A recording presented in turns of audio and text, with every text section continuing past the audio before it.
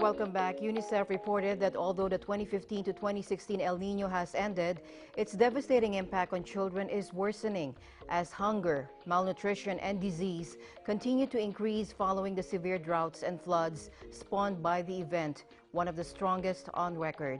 Now, UNICEF said in a report called It's Not Over, El Nino's impact on children, that there is a strong chance La Nina, El Nino's flip side, could strike at some stage this year, and that would further exacerbate a severe humanitarian crisis that is affecting millions of children in some of the most vulnerable communities.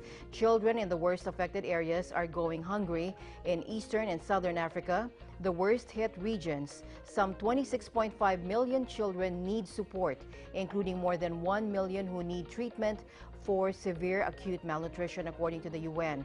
In many countries, already strained resources have reached their limits, and affected families have exhausted their coping mechanisms, such as selling off assets and skipping meals.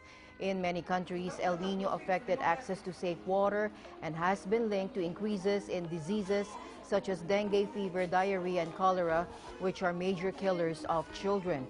In Southern America, and particularly Brazil, El Nino has created favorable breeding conditions for the mosquito that can transmit Zika, dengue, yellow fever, and chikungunya.